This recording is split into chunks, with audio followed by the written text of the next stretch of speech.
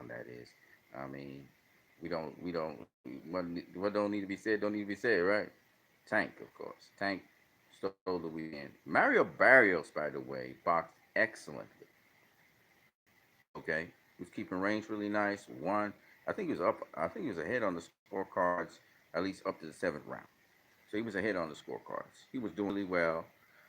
This was a really good opponent. This was not like a Nakatani. Okay, this guy actually can pivot.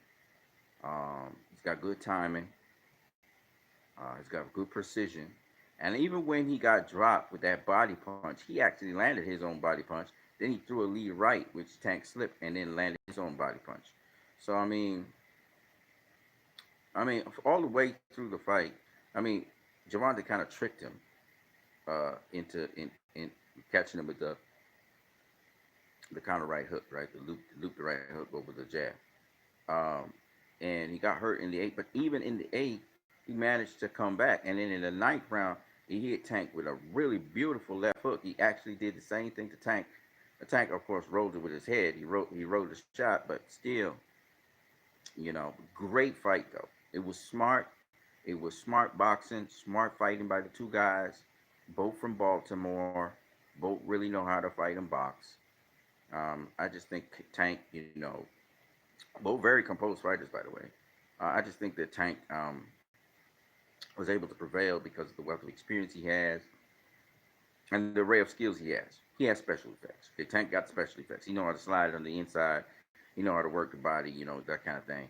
He can walk a fighter down as well, even though he short of reach and everything. So, Tank is a very special fighter, no doubt about it. Like I said, I look forward. I would love to see Tank versus Reggie Prograis, one of them guys at 140. It looks like if Tank wants to continue with the PBC, I think he might have to continue at 140. They got more PBC fighters at 140 than they have at 130 or 135.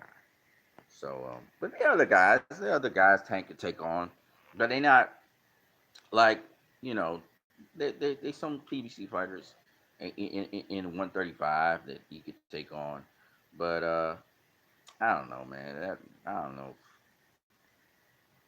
but it would be good though. It would be good testing for him.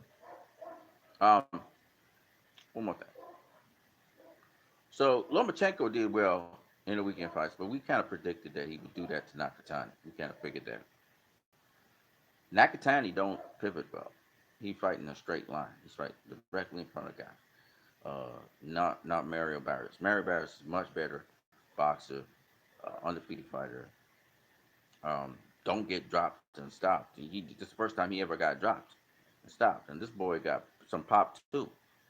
So I mean, Tank did very well against him. Moving through three divisions now. He's been super featherweight. He's been at lightweight, and now he's been at super lightweight. All right. I don't think he's gonna go up to welterweight right now, but he's testing the waters in those other divisions. I think he could jump between lightweight and super lightweight now with the discipline and the dedication he has. He's gonna be something that's a force to reckon with in boxing. Like I said before, it's unrealistic for Floyd to talk about the fact that they're gonna try and stay the PBC line of things and fight PBC fighters.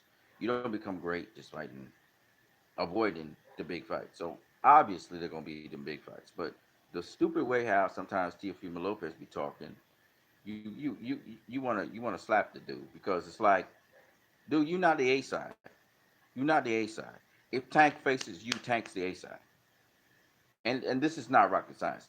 Tank has done pay per view numbers, and he's done great pay per view numbers, and he's also done ticket sales, and you ain't nowhere near that. And the A side in boxing is about getting butts in the seats and sales, selling pay per view.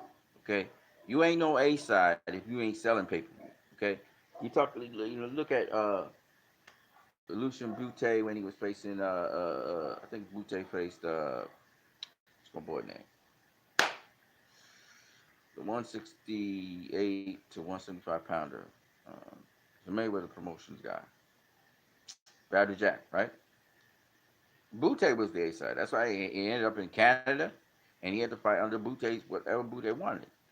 Same thing with John Pascal.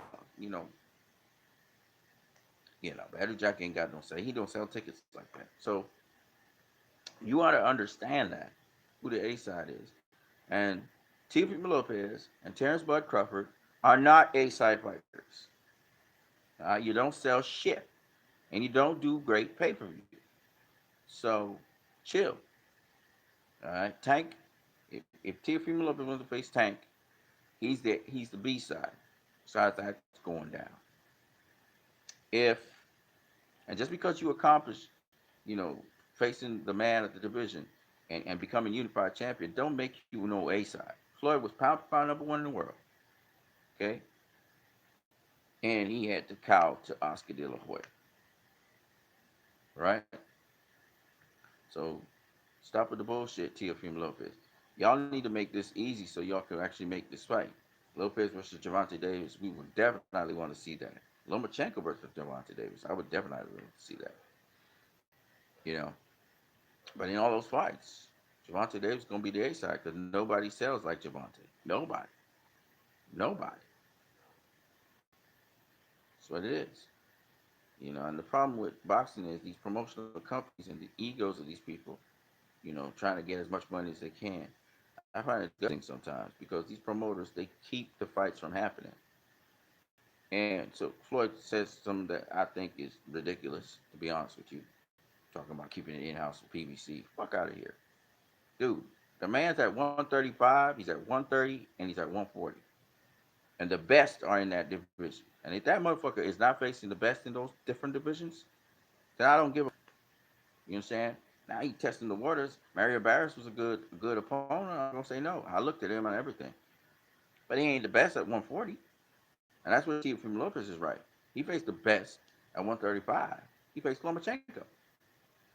He got a Lomachenko on his resume. And guess what? Gervonta Davis don't got nobody like a Lomachenko. He doesn't have that.